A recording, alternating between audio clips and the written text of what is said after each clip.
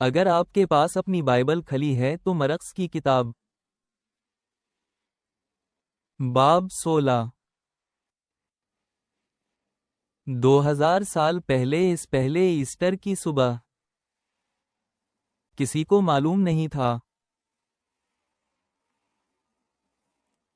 لیکن وہاں ایک دائمی قانون کام کر رہا تھا۔ یہ وہ دائمی قانون تھا جس کا ذکر مسیح نے متی باب 23 آیت 12 میں کیا تھا۔ متی باب 23 آیت 12 میں یسوع نے کہا، جو کوئی اپنے آپ کو بلند کرے گا وہ پست کیا جائے گا، اور جو اپنے آپ کو پست کرے گا وہ بلند کیا جائے گا۔ یہ ایک اصول تھا جسے پطرس نے یقیناً سمجھا اور اسے ایک پطرس باب 5 آیت 6 میں یوں بیان کیا، اپنے آپ کو خدا کے طاقتور ہاتھ کے نیچے پست کرو تاکہ وہ تمہیں مناسب وقت پر بلند کرے۔ عاجزی بلندی کی طرف لے جاتی ہے، یہ مسیح کا قانون تھا۔ لیکن ایسا نہیں لگتا تھا کہ یہ قانون مسیح کی زندگی میں واقعی پورا ہوگا، نہ تو شاگردوں کے لیے، نہ ان کے لیے جو ان سے محبت کرتے تھے، یقیناً ان کے دشمنوں کے لیے نہیں جو مسیح کے قانون کی پرواہ نہیں کرتے تھے، لیکن مجھے یقین ہے جب ان شاگردوں نے یسوع کی تعلیمات اور خطبات پر غور کیا، انہوں نے سوچا، یہ کیسے ممکن ہو سکتا ہے؟ میں آپ کو بتا سکتا ہوں کہ اس دنیا میں جتنی بھی ذلتیں ہوئی ہیں، ان میں سے کوئی بھی اتنی وسیع نہیں تھی جتنی یسوع کی صلیب پر ذلت۔ خاص طور پر جب آپ سمجھتے ہیں کہ مسیح کون تھا، اور واقعی مسیح کے بارے میں پڑھنے کے لیے کوئی بہتر جگہ نہیں ہے سوائے کلسیوں باب 1 کے جہاں پولیس یسوع کے بارے میں یہ کہتا ہے۔ وہ کہتا ہے کہ یسوع نظر نہ آنے والے خدا کی صورت ہے، تمام تخلیق پر پہلا پیدا ہونے والا، کیونکہ ہر چیز اسی کے ذریعے پیدا کی گئی ہے، آسمان میں اور زمین پر، نظر آنے والی اور نظر نہ آنے والی، چاہے تخت ہوں یا سلطنتیں یا حکمران یا اختیارات، سب چیزیں اسی کے ذریعے اور اسی کے لیے پیدا کی گئی ہیں۔ وہ سب چیزوں سے پہلے ہے، اور اسی کے ذریعے سب چیزیں قائم ہیں۔ وہ جسم کا سر بھی ہے، کلیسی۔ وہ ابتدا ہے، مردوں میں سے پہلا پیدا ہونے والا، تاکہ وہ ہر چیز میں پہلا مقام حاصل کرے۔ دوسرے الفاظ میں، پولیس کہتا ہے، سنیں، جو کچھ بھی پیدا کیا گیا ہے، چاہے نظر آنے والا ہو یا نظر نہ آنے والا، اس کائنات میں ہر چیز کی ابتدا مسیح میں ہوتی ہے، اور سب کچھ آخر کار مسیح میں مکمل ہو رہا ہے۔ لیکن اس لمحے میں، یہ صلیب کا لمحہ، یہ یسوع کی موت کا لمحہ، یہ ذلت کا لمحہ، وہی چیزیں جو اس نے پیدا کی تھیں، اس کے خلاف استعمال کی گئیں تاکہ اسے ذلیل کیا جائے اور قتل کیا جائے۔ کیا آپ نے کبھی اس بارے میں سوچا ہے کہ وہ درخت جس پر یسوع لٹکا تھا، یسوع نے ہی پیدا کیا تھا؟ کہ وہ لوگ جنہوں نے اسے کوڑے مارے، وہ اسی کے ذریعے پیدا کیے گئے تھے؟ کہ وہ حکام اور گورنر اور پونتیوس پیلاطس اور ہیرودیس انتیپاس اور وہ سب جن کا یسوع کی آخری صلیب پر کچھ کرنا تھا، وہ اسی کے ذریعے پیدا کیے گئے تھے۔ انہیں اسی نے مقرر کیا تھا، انہیں اسی نے اقتدار میں رکھا تھا، اور پھر بھی یہ سب چیزیں جو اسی کے ذریعے، اسی کے لیے، اور آخر کار اسی میں مکمل ہو رہی تھیں، اب اسی کے خلاف استعمال کی جا رہی تھیں تاکہ اسے ذلیل کیا جائے اور قتل کیا جائے۔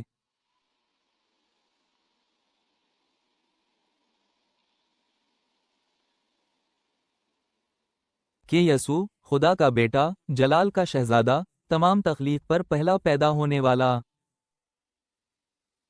خدا باپ کے ذریعے بھیجا جائے گا تاکہ انسانی جسم اختیار کرے، بے گناہ زندگی گزارے، ان جرائم کا الزام اور سزا پائے جو اس نے نہیں کیے، صلیب پر لٹکایا جائے، آسمان اور زمین کے درمیان معلق ہو اور آپ کے تمام گناہ اور میرے تمام گناہ اس پر ڈالے جائیں اور اس گناہ کے خلاف خدا کے غضب اور فیصلے کو اپنے جسم میں برداشت کرے۔ دھوکہ دیا گیا، انکار کیا گیا، کوڑے مارے گئے، مذاق اڑایا گیا، ٹھوکا گیا اور مصلوب کیا گیا، یہاں تک کہ یسوع پکار اٹھے، میرے خدا، تو نے مجھے کیوں چھوڑ دیا؟ یہ ذلت ہے، یہ حتمی ذلت ہے، لیکن کسی کو معلوم نہیں تھا۔ لیکن مسیح کا وہ قانون کام کر رہا تھا۔ وہ ذلت برکت بلندی لاتی ہے اور بار بار نیچے دھکیلا گیا۔ آخر کار قبر اسے مزید نہیں روک سکی اور یسوع باہر نکل آئے۔ ہاں، بلند، جلالی،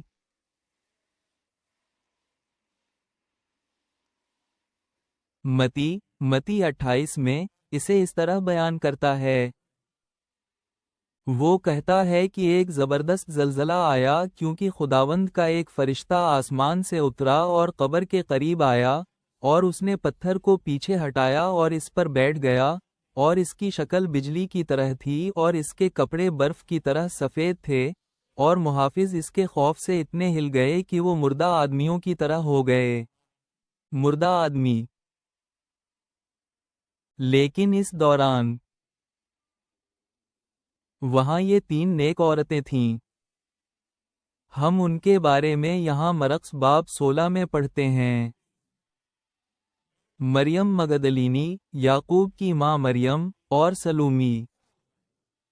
سلومی یعقوب اور یوحنا کی ماں تھی، گرج کے بیٹے، وہ جو یسوع کے پاس گئی اور کہا، جب آپ اپنی بادشاہی میں آئیں گے تو کیا آپ میرے بیٹوں کو اپنے دائیں اور بائیں بٹھائیں گے؟ جیسے یہ ایک ماں تھی جس کی خواہش تھی۔ یہ ایک ماں تھی جو اپنے بچوں کے لیے بہترین چاہتی تھی۔ وہ گئی اور واقعی نہیں جانتی تھی کہ وہ یسوع سے کیا مانگ رہی ہے، لیکن پھر بھی وہ جانتی تھی کہ جب بھی یسوع اپنا تخت قائم کریں گے، وہ چاہتی تھی کہ اس کے بچے ان کے دائیں اور بائیں ہوں۔ یسوع نے یقیناً کہا، مجھے نہیں معلوم کہ وہ اس کے لیے تیار ہیں یا نہیں۔ اور یقیناً اب جب وہ اتوار کی صبح جلدی اٹھتے ہیں اور قبر کی طرف جاتے ہیں تاکہ اس کے جسم کو تیل سے مسح کریں تاکہ اس کی سڑتی ہوئی اور مردہ جسم کی بدبو کو اس بحیرہ روم کی گرمی میں کم کر سکیں، تو اسے ضرور لگا ہوگا کہ اس کے بچوں کے لیے تمام امیدیں ختم ہو گئی ہیں۔ جو کچھ انہوں نے دیا تھا، تمام وقت، تمام قربانی، جو کچھ انہوں نے یسوع کی پیروی کرنے کے لیے کیا تھا، سب کچھ موت میں نگل لیا گیا، قبر میں نگل لیا گیا، زمین میں نگل لیا گیا۔ پھر بھی وہ ایک مشن پر گھر سے نکلتے ہیں۔ ہم ان کے بارے میں باب 16 کے شروع میں پڑھتے ہیں۔ جب سبت ختم ہوا، مریم مگدلینی، یعقوب کی ماں مریم اور سلومی نے مصالحے خریدے تاکہ وہ جا کر اسے مسح کر سکیں۔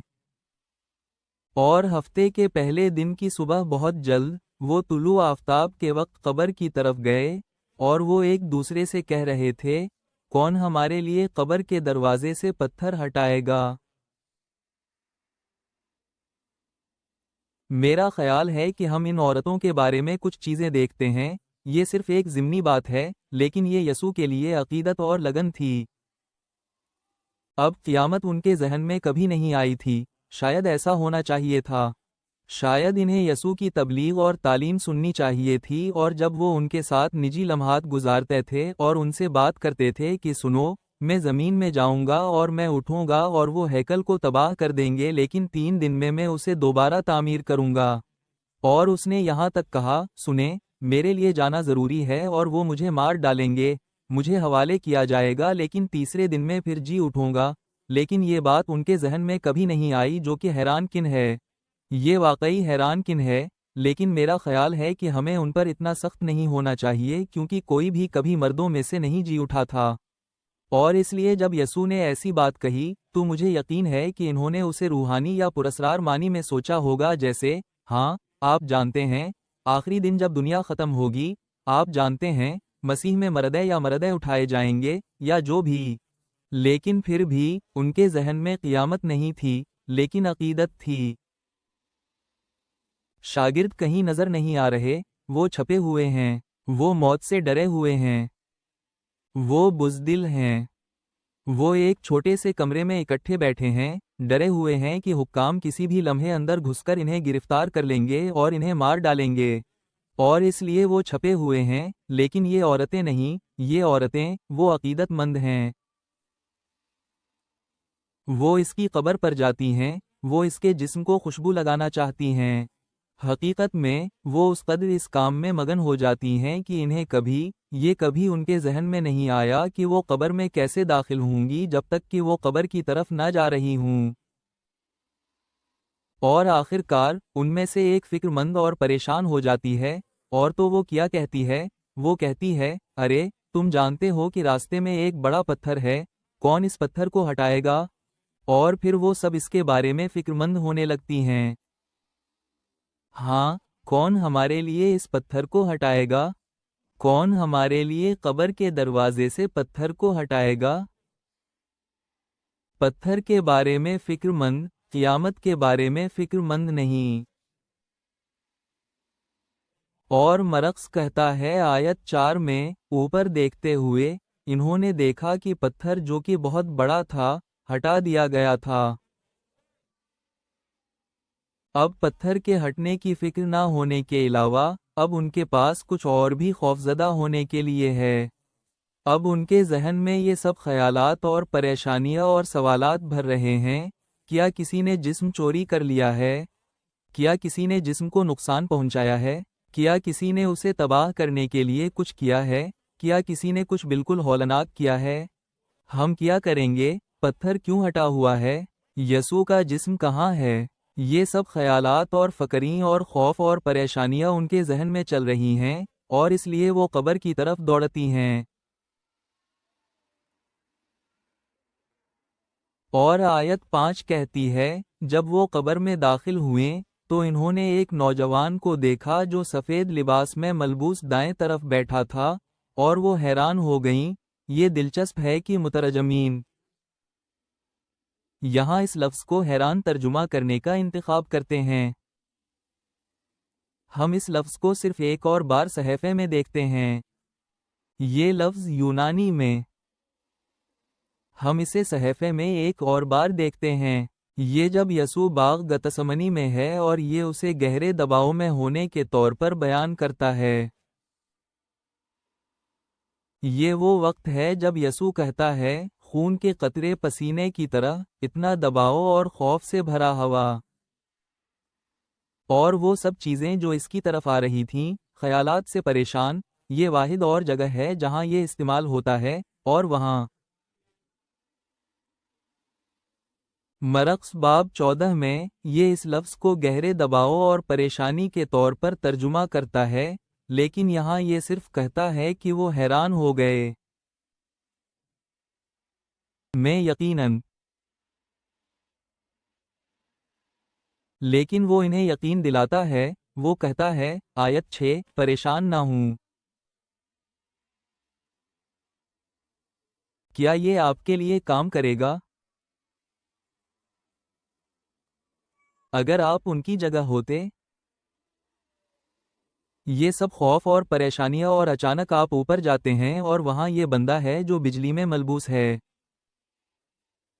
اور برف کی طرح سفید لباس میں، اور زبردست فرشتہ۔ ویسے میں نے کبھی واقعی فرشتوں کے نشاد ثانیہ کے ورژن کو پسند نہیں کیا۔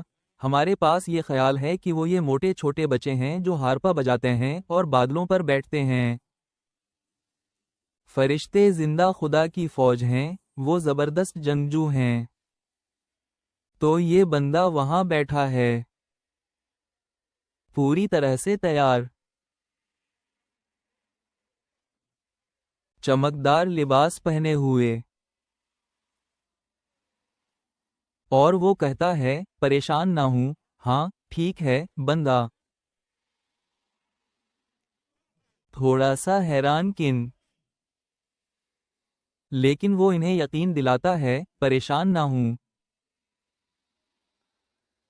آپ ناصرت کے یسوع کو تلاش کر رہے ہیں جو مصلوب ہوا تھا۔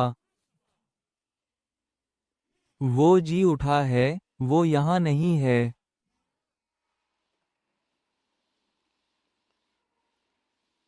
دیکھو وہ جگہ جہاں انہوں نے اسے رکھا تھا، اور پھر مرقس اپنی انجیل کو ایک نتیجے پر لاتا ہے۔ آیت 7 سے شروع کرتے ہوئے، میں کہتا ہوں کہ وہ اسے ایک نتیجے پر لاتا ہے کیونکہ آیات 9 سے 19 ابتدائی نسخوں میں نہیں ہیں۔ یہ نہیں کہنا کہ ان سے ہمیں کچھ نہیں مل سکتا، یقیناً کچھ ہے، اور وہ دوسرے اناجیل کے حصے استعمال کرتا ہے یہ کہنے کے لیے کہ یہ چیزیں واقع ہوئیں۔ لیکن جیسے مرقس نے اسے کھولا، جیسے مرقس نے اپنی انجیل لکھی، مرقس کی انجیل کے ابتدائی نسخے آیات 9 سے 19 شامل نہیں کرتے۔ یہ نہیں کہنا کہ وہ شامل نہیں ہیں، یہ نہیں کہنا کہ آپ انہیں نہیں پڑھ سکتے۔ لیکن اصل میں مرقس اپنی انجیل کو اس طرح بند کرتا ہے۔ فرشتہ کہتا ہے لیکن جاؤ، جاؤ اس کے شاگردوں اور پطرس کو بتاؤ، وہ تم سے پہلے جلیل جا رہا ہے، تم اسے وہاں دیکھو گے جیسے اس نے تم سے کہا تھا۔ اور وہ باہر نکلے اور قبر سے بھاگے، کیونکہ لرزہ اور حیرانی نے انہیں مغلوب کر دیا۔ اور انہوں نے کسی سے کچھ نہیں کہا کیونکہ وہ ڈرے ہوئے تھے۔ لرزہ، حیران اور مغلوب۔ متی ہمیں بتاتا ہے کہ بڑی خوشی کے ساتھ وہ اس کے شاگردوں کو بتانے کے لیے دوڑیں۔ مجھے ڈر ہے کہ ایسٹر ہمارے کیلنڈر پر صرف ایک اور دن بن گیا ہے۔ یہ ایک بڑا دن ہے۔ مجھے آپ کو بتانا ہے، یہ ایک مبلغ کے لیے سپر باؤل سنڈے ہے۔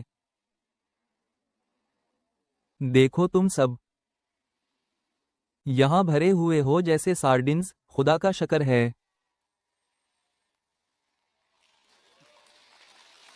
ہاں، یہ اچھا ہے۔ شاید مجھے اس اگلے حصے کے لیے انتظار کرنا چاہیے تھا۔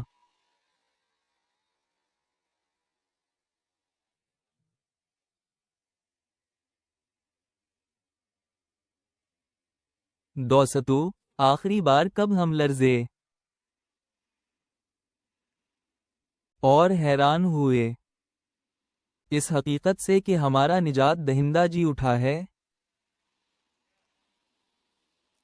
نہ کہ ایسٹر سنڈے پر، بلکہ ہماری زندگیوں کو اس حقیقت سے نشان زد کیا گیا ہے کہ ہم ایک جی اٹھے نجات دہندہ کی خدمت کرتے ہیں۔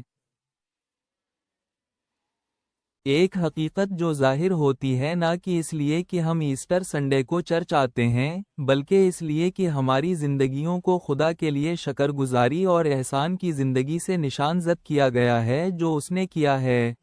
حاصل نہیں کیا گیا ہماری اپنی قابلیت کے ذریعے بلکہ اس لیے کہ مسیح جی اٹھا ہے۔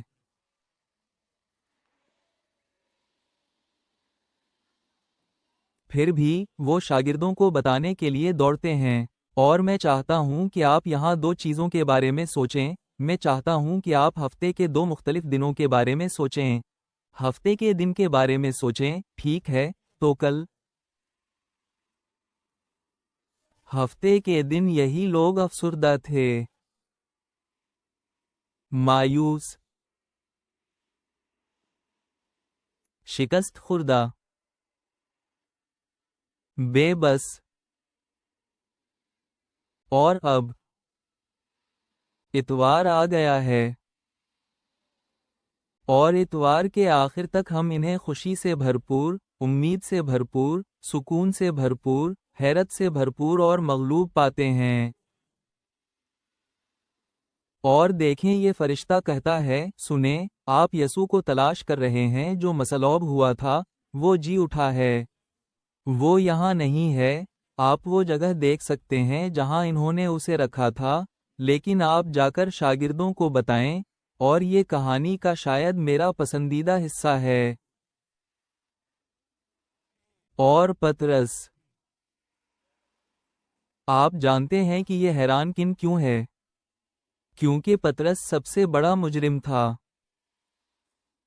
پطرس وہ شخص تھا جس نے صرف 3 رات پہلے یسوع کو جاننے سے انکار کیا تھا۔ نہ صرف ایک بار، نہ 2 بار، بلکہ 3 بار اس نے یسوع کو جاننے سے انکار کیا۔ اور یہ بڑے رومی سپاہیوں کے سامنے نہیں تھا جن کے پاس نیزے اور تلواریں تھیں، یہ جاننے کا مطالبہ نہیں کر رہے تھے کہ آیا وہ یسوع کو جانتا ہے یا نہیں، بلکہ ایک چھوٹی سی خادمہ لڑکی کے سامنے جو کچھ بھی نہیں تھی۔ اور جب اس نے اس پر زور دیا تو اس نے یہ ثابت کرنے کے لیے کہ وہ یسوع کو نہیں جانتا، پرانے مچھیرے کی طرح گالی دی۔ وہ سب سے بڑا مجرم تھا۔ وہ ان سب میں سے تھا جو اس کے گرفتار ہونے پر اسے چھوڑ گئے تھے۔ یہودا کو چھوڑ کر، لیکن یہودا مر چکا ہے اور چلا گیا ہے، یہودا کی کوئی اہمیت نہیں۔ لیکن جو ابھی زندہ ہیں، جو ابھی بھی یسوع کے شاگرد ہیں، حالانکہ انہوں نے سب نے اسے چھوڑ دیا تھا، حالانکہ وہ سب بھاگ گئے تھے، پطرس سب سے بڑا مجرم تھا۔ اور مجھے یہ پسند ہے۔ فرشتہ کہتا ہے جا کر شاگردوں کو بتاؤ۔ اور پطرس، یقینی بنائیں کہ پطرس جانتا ہے کہ وہ جی اٹھا ہے۔ یقینی بنائیں کہ پطرس جانتا ہے کہ جو مایوسی، افسردگی، مایوسی اور بے بسی پطرس کا سامنا کر رہی ہے، یقینی بنائیں کہ وہ جانتا ہے کہ یہ خوشی اور یہ امید اور یہ سکون اس کے لیے بھی ہے۔ یہ یسوع کے بارے میں جاننے کے لیے کیا شاندار بات ہے۔ کیونکہ اب ان سب کے پاس خوشی، امید اور سکون ہے کیونکہ یسوع جی اٹھا ہے۔ اور دوست، یہ وہی ہے جو جی اٹھے مسیح نے ان کے لیے کیا ہے۔ یہ وہی ہے جو جی اٹھے مسیح نے 2000 سالوں میں بے شمار لوگوں کے لیے کیا ہے۔ اور یہ وہی ہے جو جی اٹھے مسیح آج بھی ان لوگوں کے لیے کرتا ہے جو اس پر ایمان اور اعتماد رکھتے ہیں۔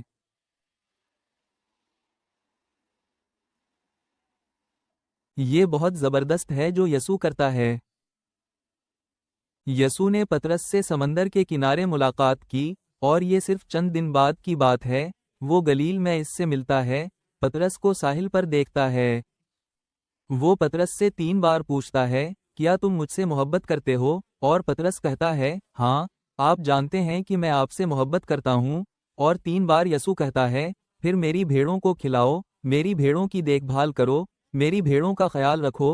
اور پھر وہ پینتیکوست پر وعظہ دیتا ہے، جیسے اس نے اسے اس کے خلاف نہیں رکھا، اس نے اسے کمانے نہیں دیا، اس نے بس اسے معاف کر دیا، اسے خوشی، امید اور سکون سے بھر دیا اور کہا، اب جاؤ۔ اور دوست، کیا یہ جاننا شاندار نہیں ہے؟ سنو، یسوع اپنی بادشاہی کو کیسے ظاہر کرتا ہے؟ یسوع کیسے دیکھتا ہے کہ اس کی بادشاہی آتی ہے؟ کیونکہ یہاں میں فریسیوں کو نہیں دیکھتا، یہاں میں مذہبی رہنماؤں کو نہیں دیکھتا، یہاں میں خود راستہ بازوں کو نہیں دیکھتا۔ وہ لوگ جنہیں میں یسوع کو کہتے ہوئے دیکھتا ہوں، جا کر ان لوگوں کو بتاؤ۔ تم جا کر انہیں بتاؤ کہ میں جی اٹھا ہوں۔ تم جا کر انہیں بتاؤ کہ اب ان کے پاس خوشی اور سکون اور امید ہے۔ تم جا کر انہیں بتاؤ کہ ان کے پاس معافی ہے۔ یہ کون ہیں؟ اگر ہم پچھلے ابواب پڑھیں اور یسوع کے آخری دنوں کا جائزہ لیں، تو ہم دیکھتے ہیں کہ جنہیں یسوع معاف کر رہا ہے اور طاقتور طریقے سے استعمال کر رہا ہے، وہ جوشیلے ہیں، غافل، غیر معاف کرنے والے، بے ایمان، مغرور، آرام پسند، رشتہ انکار کرنے والے، جھوٹ بولنے والے، ٹال مٹول کرنے والے۔ ایک لفظ میں یسوع ان گنہگاروں کو استعمال کرتا ہے جنہیں معاف کیا گیا ہے۔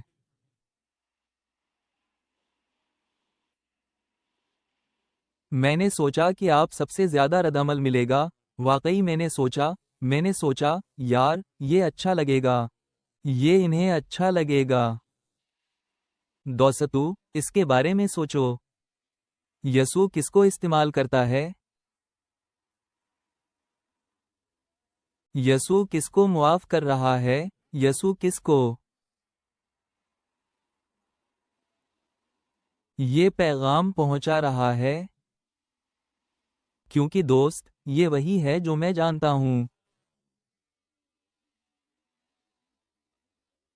کہ جب یسوع جوشیلے اور غافل اور بے ایمان اور مغرور اور آرام پسند اور رشتہ انکار کرنے والے اور جھوٹ بولنے والے اور ٹال مٹول کرنے والے کو لیتا ہے، جب یسوع گنہگاروں کو لیتا ہے اور انہیں معاف کرتا ہے اور انہیں ایک مضبوط بنیاد پر کھڑا کرتا ہے،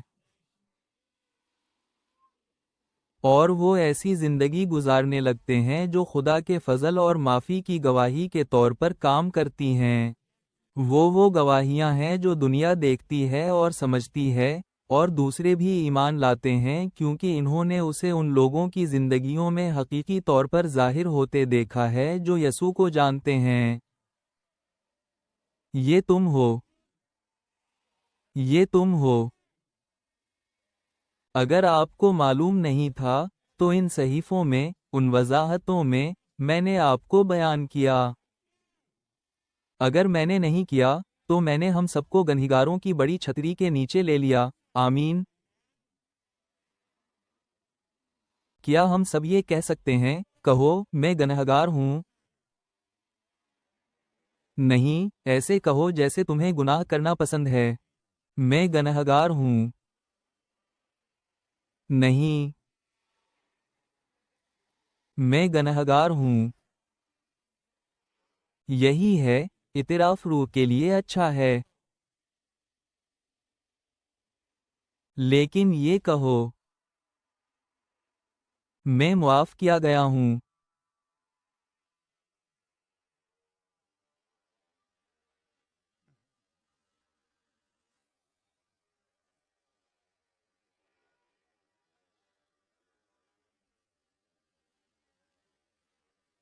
کہو، اوہ یار، تم معاف ہو گئے ہو۔ تم معاف ہو گئے ہو، ہاں۔ اوہ، خداوند ہمیشہ کے لیے تعریف کیا جائے۔ آمین اور آمین۔ کیا آپ جانتے ہیں کہ ہم کیوں معاف کیے گئے ہیں؟ کیونکہ وہ جی اٹھا ہے۔ مجھے معلوم تھا کہ آپ میں سے 30 کو یاد ہوگا کہ ہم نے خطبے کے آغاز میں کیا شروع کیا تھا۔ ہم کیوں معاف کیے گئے ہیں؟ کیونکہ وہ جی اٹھا ہے۔ اوہ، وہ واقعی جی اٹھا ہے۔ تو آج صبح آپ کے لیے سوال یہ ہے، چرچ۔ آج صبح آپ کے لیے سوال یہ ہے، آپ آج کہاں ہیں؟ کیا آپ ابھی بھی ہفتے کے دن میں پھنسے ہوئے ہیں؟ مایوس، منفی، ناامید اور بے رحم؟ یا آپ اتوار میں جی رہے ہیں، اتوار، خوشی، امید اور نجات سے بھرپور؟ آج آپ کہاں ہیں، اس خوبصورت ایسٹر کی صبح؟ جہاں وہ جی اٹھا ہے، وہ واقعی جی اٹھا ہے۔ میں صرف ایک لمحہ لینا چاہتا ہوں۔ ہم دعوت کا وقت نہیں رکھیں گے، یہ اس سیاق و سباق میں کام نہیں کرتا۔ لیکن ہم جواب دینے کا وقت رکھیں گے۔ بینڈ کچھ لمحوں کے لیے بجائے گا، وہ صرف ایک ساز بجائیں گے۔ میں آپ سے یہ کہنا چاہتا ہوں کہ بس اپنے سر جھکائیں اور دعا کریں۔ وہیں جہاں آپ ہیں، بس خدا سے بات کریں۔ اگر آپ ہفتہ میں پھنسے ہوئے ہیں تو کیا آپ دعا کریں گے کہ خدا آپ کو اپنا آپ دکھائے؟ کہ آپ مریم، یعقوب کی ماں اور مریم مگدلینی سلومہ کی طرح جی اٹھے یسوع سے آمنے سامنے ملاقات کریں؟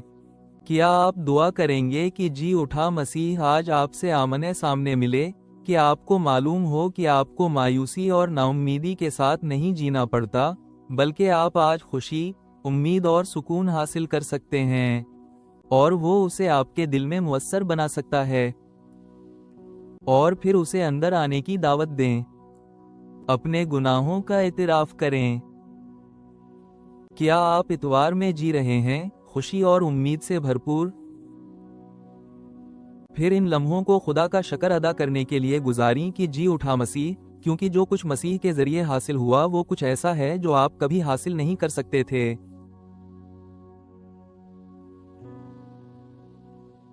وہ ایک خدا ہے جو گنہگاروں سے محبت کرتا ہے، گنہگاروں کے لیے مر گیا، گنہگاروں کے لیے مر گیا اور جی اٹھا۔ کیا خدا ہے؟ جب بینڈ بجائے تو ان لمحوں کو دعا کے لیے لیں۔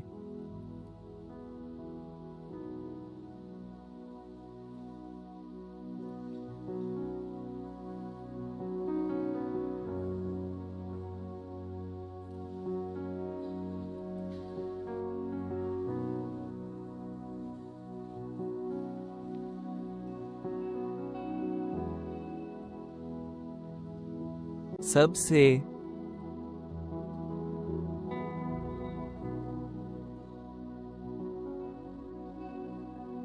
مہربان، رحم دل آسمانی باپ، شکریہ آپ کا اس کی صلیب پر موت کے لیے جہاں اس نے ہمارے گناہ اٹھائے۔ شکریہ اس کی تدفین کے لیے جہاں وہ جہنم میں گیا اور اسے شکست دی۔ شکریہ اس کے جی اٹھنے کے لیے جہاں نہ صرف اس نے قبر کو شکست دی، نہ صرف اس نے وعدہ کو مہر بند کیا، بلکہ اس نے امید دی۔ ہر گنہگار کو جو اس پر ایمان کا اعتراف کرتا ہے، امید نہ صرف اس زندگی میں خوشی اور سکون کے لیے، بلکہ اس کی موجودگی میں ابدیت کے لیے جس نے ہمارے لیے جان دی۔ خدا، ہم ہر دن ایسے جائیں جیسے یہ ایسٹر اتوار ہو، کہ ہم کانپتے اور مغلوب اور حیران ہوں اس حقیقت سے کہ ہمارا نجات دہندہ زندہ ہے۔ ہم دنیا بھر میں جھوٹے مذاہب کو دیکھ سکتے ہیں اور ان کے ہر نبی، ان کے ہر خدا مردہ اور دفن ہیں۔ ہمارا نہیں، ہمارا زندہ ہے۔ باپ، وہ ایک دن واپس آ رہا ہے اور ہمیں اپنے ساتھ لے جائے گا جہاں ہم ہمیشہ اس کے ساتھ حکومت کریں گے۔ پھر بھی اے خداوند یسوع، جلدی آ، لیکن اس دوران ہم وفادار پائے جائیں کہ اس کی روشنی میں جئیں، آپ کی شان کے لیے اور یسوع مسیح کے نام کی شہرت کے لیے جس کے نام میں ہم دعا کرتے ہیں،